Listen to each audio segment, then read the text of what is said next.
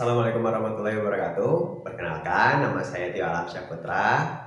Hari ini kita akan belajar gimana caranya ngerawat luka bisa operasi di rumah. Yuk. Untuk alat dan bahan yang kita butuhkan untuk perawatan luka di rumah ini, yang pertama ada kresek kecil idang tempat sampah, terus ada cairan pencuci luka, ada obatan yang untuk lukanya tergantung nanti dapatnya apa, terus ada kasa steril, ada perlak atau underpad untuk alasnya gini, kemudian ada sarung tangan yang pasti, ada gunting sama plester yang terakhir ya. Nah, sebelum kita memulai perawatan luka untuk luka-luka operasi ini, pertama kita dekati alat dan bahannya dulu, terus kita siapin kresek kecil di dekat pasien. Ini kini gunanya sedang kita buang sampah. Kemudian kita buka perlaknya di dekat pasien. Nah, ini jadi alas bersih kita kini. Kemudian kita cuci tangan.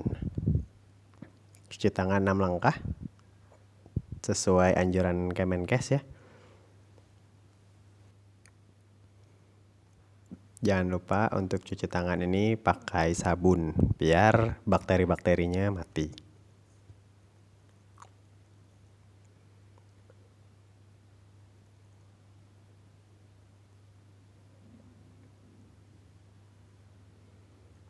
Nah, setelah cuci tangan, langkah selanjutnya adalah kita pakai sarung tangan pertama.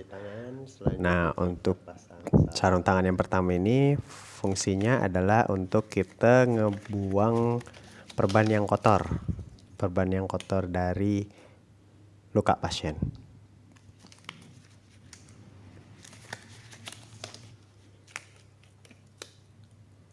Oke, sarung tangan pertama ini selanjutnya kita pakai untuk ngebuka perban pasien.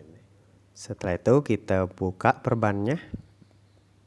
Kita buka dari mulai plester.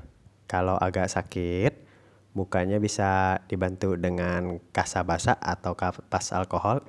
Terus kita bukanya ke arah rambut tumbuh.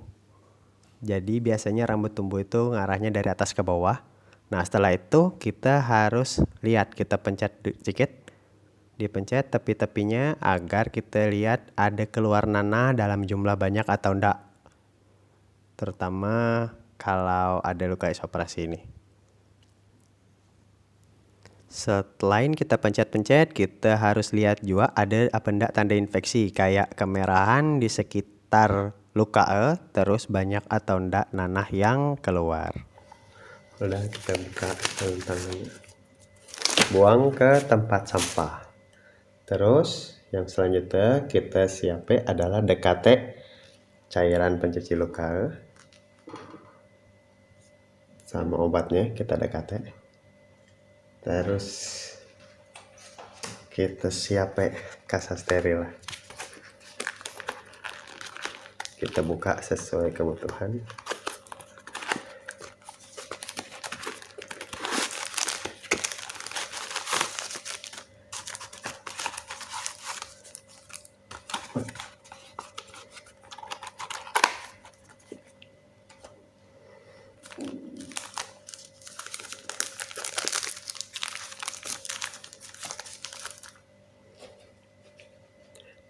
Kemudian kita pasang sarung tangan lagi.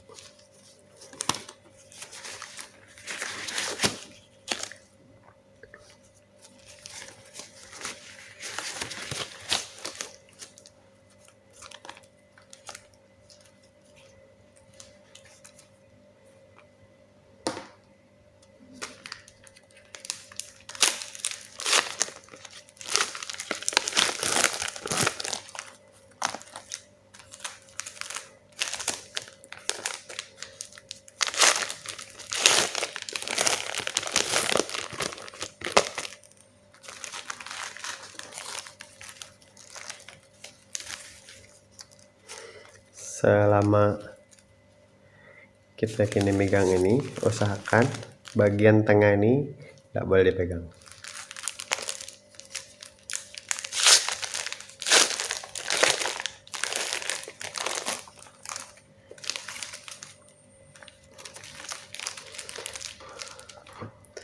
Nah, sebelum kita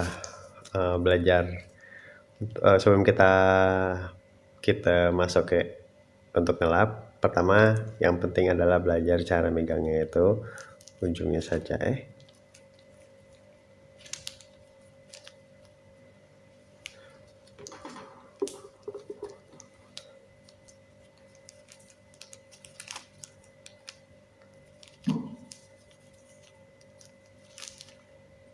Jadi bagian ini tidak dipegang.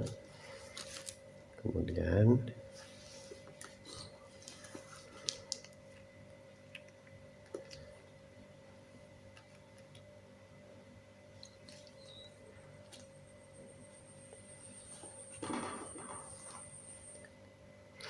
yang ini yang kita pakai untuk ke pasien. Pada saat kita ngelap yang pertama, cairan pencuci luka ini tetap kita tekan sedikit biar kita tahu lagi ada nanah atau enggak yang keluar dari luka pasien ya. Untuk caranya sendiri kita cuman boleh pakai itu satu arah dan satu kali. Jadi setelah dipakai satu kali dari atas ke bawah misalkan, itu lada kuang diulake pula dari bawah ke atas. Jadi harus diganti dengan kasa yang baru sampai bekas obat sebelumnya hilang. Tuh, kita ganti satu.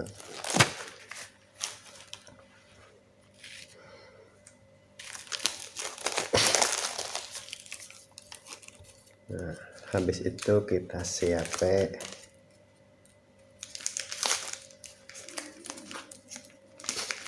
yang baru.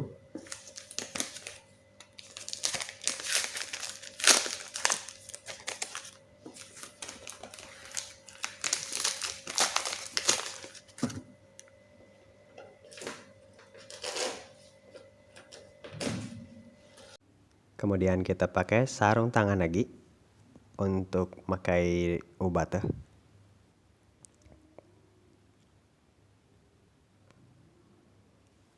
Terus setelah kita pakai sarung tangan, kita buka obat.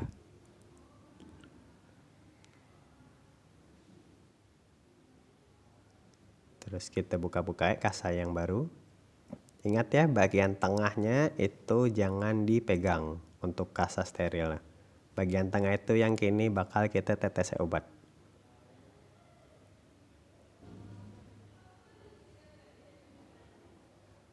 Oke, kita tetes obatnya sedikit aja. Terus ingat dipegang ujungnya saja, kita buat kuncup.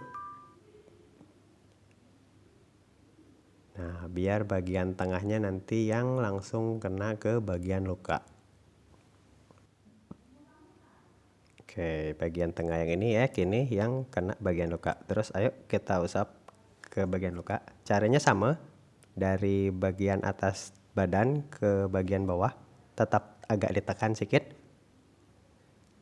Dan ndak kuang diolak-alik ya, ndak kuang dari bawah ngolak pula ke atas.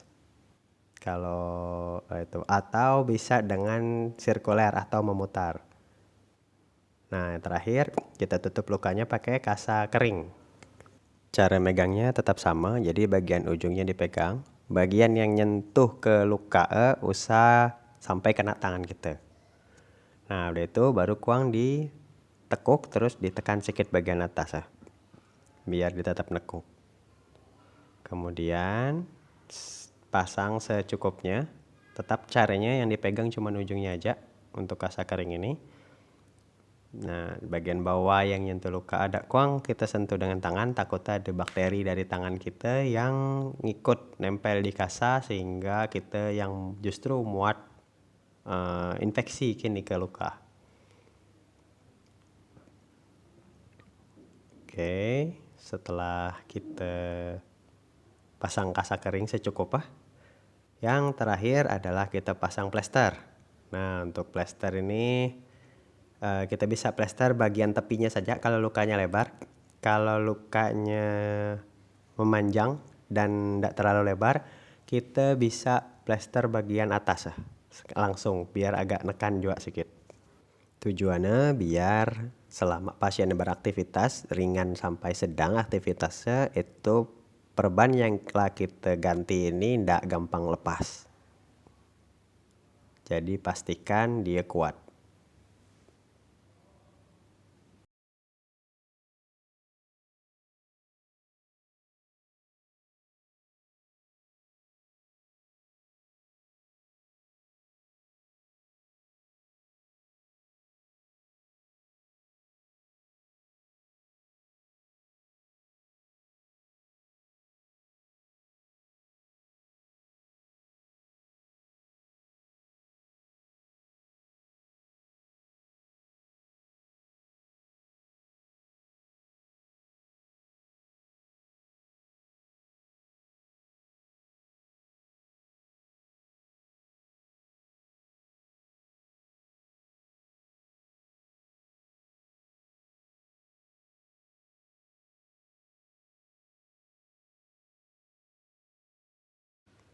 Terakhir kita kemasek dulu barang-barang yang kita pakai.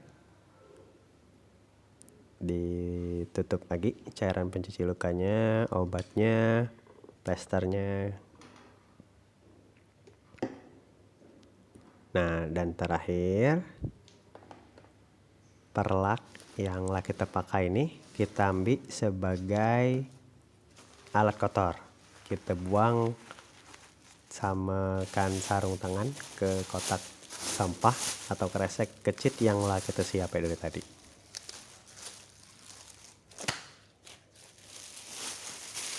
Diikat. Dan terakhir kita buang dan kita cuci tangan, tetap pakai air yang mengalir dengan sabun. Biar tak ada bakteri atau kuman yang nempel di tangan kita.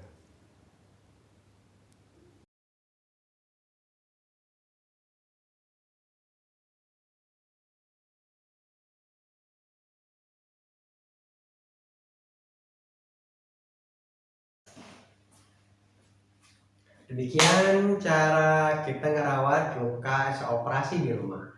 Semoga bermanfaat dan dapat dipraktekkan di rumah masing-masing. Assalamualaikum warahmatullahi wabarakatuh.